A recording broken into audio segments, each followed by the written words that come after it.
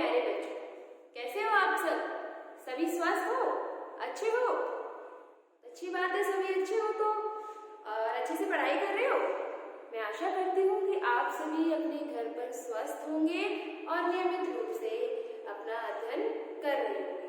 तो आइए बच्चों, मैं प्रिजन अविराज वर्ल्ड स्कूल की तरफ से मैं सुनीता शर्मा, आप सभी की हिंदी विषय की अध्यापिका, आज आप सभी का कक्षा 8 की विषय हिंदी की कक्षा में हार्दिक अभिनंदन करती हूँ। तो बच्चों, अपने अध्ययन को आगे बढ़ाते हुए आज हम हिंदी विषय के अंतर्गत अपनी पाठ्य पुस्तक हिंदी की जो हमारी पाठ्य पुस्तक है जिसका नाम है गुंजन पाठमाला। गुंजन पाठमाला से आज हम अपने विषय के अंतर्गत अपने पाठ क्रमांक 3 का अध्ययन करने वाले हैं जिसका नाम है लाख की चूड़ियां। चूड़ियां तो बच्चों आप सभी ने देखी होगी, अपनी मम्मी के, अपनी बहन के हाथों में गोल गोल रंग बिरंगी कांच की, लाख की बहुत तरीके से बनी हुई, है ना, अनेक प्रकार से बनी हुई चूड़ियां आप लोगों ने देखी होंगी रंग बिरंगी। उनके जो रंग हैं वो भी अनेक प्रकार की होती है। देखिए ना, सभी को सुंदर भी लगती है, मनमोहक भी लगती है, हाथों में लगती है ना। तो आज हम लाख की चूड़ियों के विषय में ही बात करेंगे। आज का जो हमारा पाठ है जिसका क्या नाम है, लाख की चूड़ी। तो बच्चों, पाठ को प्रारंभ करने से पहले मैं आपको पाठ के अंदर आए हुए कुछ कठिन शब्दार्थों का ज्ञान करा देती हूँ। और ये बात ध्यान रखना बच्चों, आज का जो हमारा पाठ है जिसे हम प्रारंभ करने वाले हैं उसे हम 2 भागों में विभाजित करके पढ़ेंगे। ठीक है, एक भाग में आज हम क्या पढ़ने वाले हैं वो जान लीजिए। आज हम सबसे पहले अपने पाठ के कुछ कठिन शब्दार्थों का ज्ञान प्राप्त करेंगे। उसके बाद हमारे पाठ से संबंधित जो लेखक है या जिनकी वजह से जो ये पाठ है हमारी पाठ्य पुस्तक के अंतर्गत आया है उनके बारे में भी थोड़ा सा जानेंगे। ठीक है, देखिए कठिन शब्दार्थ देखिए बच्चों, मैंने लिखा है चाव। चाव का अर्थ होता है इच्छा, मन की इच्छा, हम किसी चीज को चाहते हैं तो वो चाव हो गया। सहन, सहन का अर्थ है आंगन।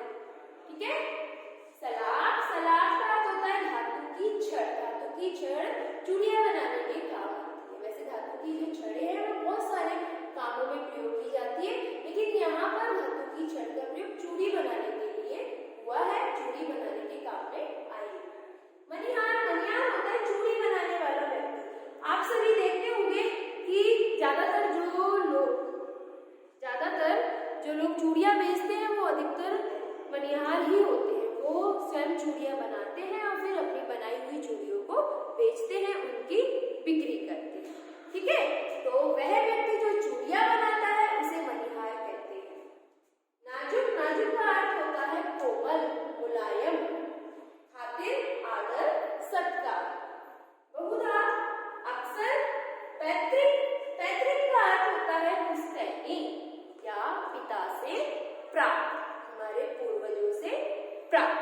आगे समझ में कठिन शब्दार्थों का अर्थ, और फिर पाठ के बीच में अगर और भी कोई कठिन शब्दार्थ आएंगे तो मैं उनका अर्थ आपको मौखिक रूप से बता। अब चलते हैं अपने पाठ के लेखक कि हमारे पाठ के लेखक कौन थे और उनसे संबंधित कौन कौन सी बातें हमें पता होनी चाहिए। ये मैं आपको शुरुआत से बताती आ रही हूँ कि पाठ के नाम के साथ साथ आप लोगों को पाठ के लेखक का नाम भी और पाठ के लेखक से जुड़ी कम से कम 2 या 3 बातें आप लोगों को पता होनी चाहिए। ठीक है, देखिए लेखक परिचय। लेखक परिचय में लाख की चूड़ियां जो हमारा पाठ है उसके लेखक का नाम है कामता नाथ। कामता नाथ, ठीक है, जिनका जन्म 22 सितंबर 1934 को हुआ, जन्म स्थान लखनऊ।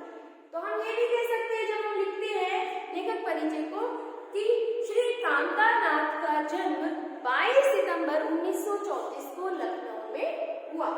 फिर इनके निधन की बात करते हैं, 7 दिसंबर 2012 को इनका निधन हुआ।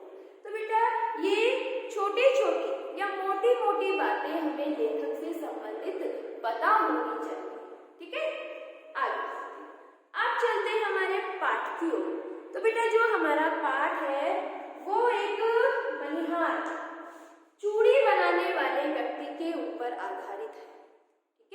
जिसमें लेखक अपने बचपन की बात को बताता है। चूड़ी बनाने वाले व्यक्ति अर्थात उस मनिहार का नाम बदलू होता है। गांव में सब उसे बदलू नाम से जानते हैं और उसे बदलू के नाम से ही पुकारा जाता है। अब लेखक छोटा होता है। अब देखो बेटा बच्चों कि गर्मियों की छुट्टियों में सब कहीं ना कहीं घूमने जाते हैं। कोई अपनी बुआ जी के घर जाता है, कोई नानी मामा जी के घर जाता है ना। आप सब भी जाते होंगे, जाते हो नहीं जाते? जाते हो ना? हाँ। तो जो लेखक, क्या नाम है लेखक का? कामता। जो लेखक है वो छोटे हैं और वो अक्सर अपने मामा के घर जाते हैं। कब? गर्मियों की छुट्टियों, 1-1.5 महीने की गर्मियों की छुट्टियां होती है, वो उन छुट्टियों में अपने मामा के घर जाते हैं। और उस मामा के घर जाने का जो चाव है, उनका उत्साह है, वो किस लिए होता है? वो होता है इस बदलू मनिहार के लिए। अब ये क्यों होता है ये हम अपनी कहानी में पढ़ेंगे, है ना। मैं आप लोगों को बताऊंगी। बदलू मनिहार देखो मैंने चित्र बनाया है, उसमें ये बदलू मनिहार है और ये चूड़ियां बनाया है। ये इस तरफ भी चूड़ियां है और इस तरफ भी चूड़ियां है। तो लेखक क्या उत्साहित रहता है मामा के घर जाने के लिए, और वहां से आता है तो बहुत अधिक उसे प्रसन्नता होती है वापस आने पर। देखिए बेटा कि बदलू मनिहार गांव का एक बहुत ही भोला भाला, है ना। हम कहानी को पढ़ रहे हैं, शुरुआत कर रही हूँ मैं कहानी की, तो ध्यान से सुनना। एक ही भाग आज हम पढ़ेंगे तो उसको ध्यान से सुनना, ध्यान से समझना। गांव का भोला भाला व्यक्ति है बदलू मनिहार, जो कि चूड़ियां बनाने का और उन्हें बेचने का काम करता है। गरीब व्यक्ति है, अपने हाथ से बनाई हुई लाख की चूड़ियों, ये भी ध्यान रखना, बदलू लाख की चूड़ियों को बनाता है। बनाई हुई चूड़ियों को बेचकर, है ना, बेचकर ही अपने घर खर्च को चलाता है। अब वो बेचता किस हिसाब से, है ना, किस प्रकार से बेचता है? वो रुपयों पैसों में चूड़ियों को नहीं बेचता, वो अपनी चूड़ियों के बदले गांव की स्त्रियों से अनाज लेता है। पहले के जमाने में बेटा यही होता था कि अगर किसी वस्तु को बेचना है या खरीदना है तो हमें दुकानदार को या वस्तु के मालिक को कुछ सामान देना होता था, पैसे नहीं देने होते थे। तो सबसे ज्यादा जो मुख्य रूप से प्रयोग होता था सामान या जो चीज मुख्य रूप से प्रयोग होती थी वस्तुओं को खरीदने के लिए, वो होती थी अनाज की, है ना, गेहूं धान जो कुछ भी है, ठीक है। तो ज्यादा अनाज भी नहीं लेता था, सिर्फ इतना लेता था जिससे उसका गुजारा हो जाए। अब जो लेखक है वो बदलू मनिहार के पास जाता है, उसके पास बहुत सारा समय व्यतीत करता है। वो उसको लाख की चूड़ियां बनाते हुए देखता है ना, और फिर वो देखता है कि वो कैसे कैसे कितने सारे काम करता है, कहाँ बैठता है। जो बदलू मनिहार है वो एक मछली पर बैठता। मछली होता है चौकोर खाट, छोटी चौकोर खाट, पहले के जमाने में बहुत प्रयोग होती थी, ठीक है। तो बेटा अब बदलू मनिहार को जो लेखक है वो बदलू काका कहकर पुकारते थे। वैसे तो जब हम मामा के घर जाते हैं तो वहां पर जितने भी व्यक्ति होते हैं उनको हम या तो मामा कहकर पुकारते हैं या नाना कहकर पुकारते हैं ना, लेकिन जो लेखक है, जो वो बच्चा है, वो उनको बदलू काका कहकर पुकारता था। क्यों? क्योंकि वो सभी बच्चों के साथ रहता था। जो बच्चे खेलते थे, जब छोटे बच्चे होते हैं तो वो एक समूह बना लेते हैं छोटे बच्चों का, उन्हीं के साथ खेलना उन्हें अच्छा लगता है, बड़ों के साथ बैठना थोड़ा कम अच्छा लगता है। तो उनके जो छोटे बच्चों के समूह में जितने भी बच्चे थे वो बच्चे सब बदलू को बदलू काका कहकर पुकारते थे, और गांव वाले भी कुछ लोग उसे काका कहकर ही पुकारते थे। तो लेखक बदलू मामा न कहकर उन्हें बदलू काका कहते थे। तो लेखक अपना अधिक से अधिक समय बदलू के साथ बिताते थे। क्यों? लेखक को क्या लाभ था, क्या प्राप्त होने वाला था? बदलू तो अपना काम करता था, लेखक को चूड़ियां भी नहीं चाहिए होती थी ना, क्योंकि चूड़ियां तो लड़कियों का, स्त्रियों का, औरतों का गहना होता है। लड़कों को या आदमियों को उससे क्या काम, पुरुष जाति को उससे कोई काम नहीं होता और ना ही उसमें लगाव होता है। तो बेटा क्या होता है कि वो जब बदलू अपनी चूड़ियां बना लेता था, लाख की चूड़ियां बनाने की प्रक्रिया समाप्त कर लेता था, तो वो लेखक के लिए 2-4 छोटी छोटी गोलियां लाख की बना कर देता था और रंग बिरंगी गोलियां होती थी। लेखक उन गोलियों के लिए बदलू के साथ इतना सारा समय व्यतीत करता था। वो गोलियां जो लेखक को मिलती थी उनके लिए वो वहां पर बैठा रहता था और बदलू से बातें करता रहता। अब बदलू की वो जो दिनचर्या है, दैनिक जो प्रक्रिया है चूड़ियां बनाने की, वो देखता रहता था लेखक, है ना।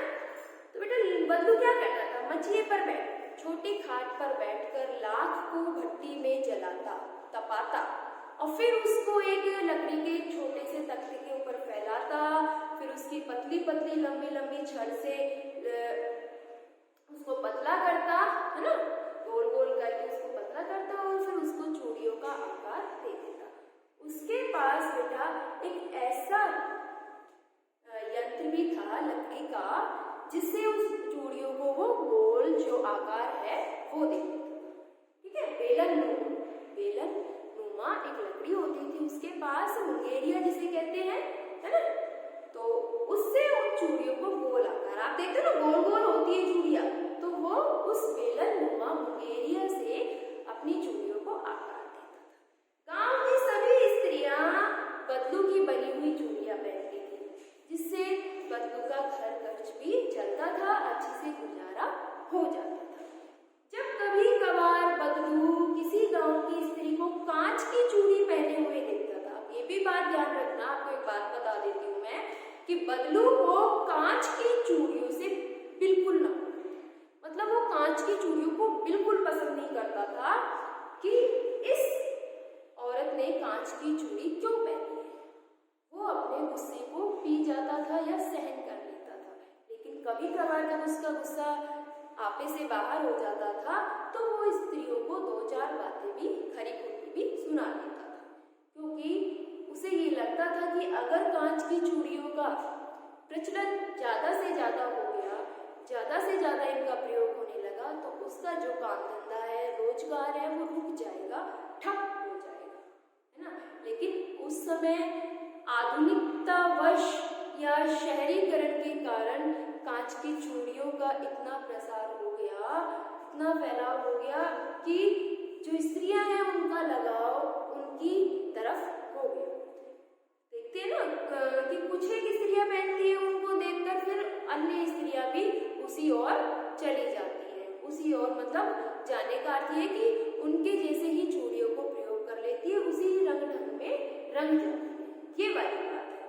तो बेटा बदलू की बात मैंने आपको बताई। अब धीरे धीरे बदलू अपनी चूड़ियों को बनाता है, फिर रखता है, फिर जब वो एक जोड़ा पूरा हो जाता है तो उसको डंडी में रखकर, लकड़ी की एक डंडी होती है या छड़ भी हम कह सकते हैं, धातु की छड़, उसके पास दोनों थी, तो उनमें रखकर अपनी चूड़ियों को ऐसे रखकर निहारता रहता, देखता रहता, जैसे कोई नई नवेली दुल्हन को निहारता है। वो देखता कि ये जोड़ा बनकर तैयार हो गया और कितना सुंदर लग रहा है। अब लेखक ने हमें एक बात और बताई। क्या बताई है कि बदलू वैसे तो चूड़ियों के दाम नहीं लेता था, केवल अनाज लेता था, वो भी अपना पेट भरने के लिए। लेकिन जब विवाह का अवसर होता था, शादियां होती थी, तो वो इन्हीं चूड़ियों के लिए, जो कम दाम में, जो अनाज में वो चूड़ियां देता था, उनके लिए वो ज्यादा दाम मांगने को अड़ जाता था कि नहीं, इसका इतना दाम मुझे चाहिए। और उस समय लाख की चूड़ियों का प्रचलन ज्यादा था, तो गांव के जो बड़े बड़े जमींदार थे, सेठ थे, या जिनके घर में शादियां होती थी, वो दुल्हन के लिए वो जोड़ा, चूड़ियों का जो जोड़ा है वो लेने आते थे, उनको उसका भुगतान करना पड़ता था, क्योंकि उस समय जो बदलू है वो अड़ जाता था अपनी बात पर, लेना है तो लो, अन्यथा जाओ।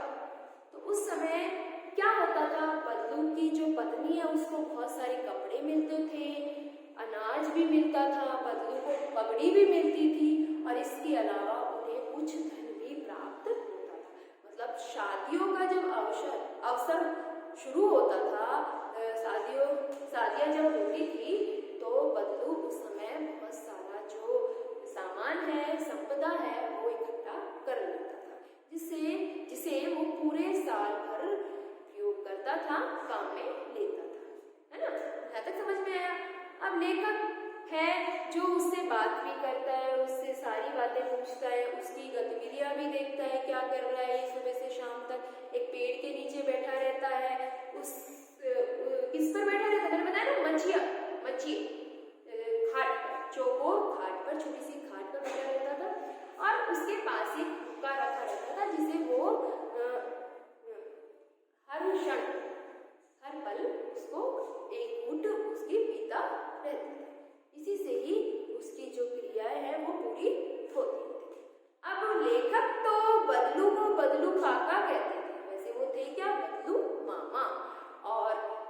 बदलू लेखक को क्या कहता था? लला।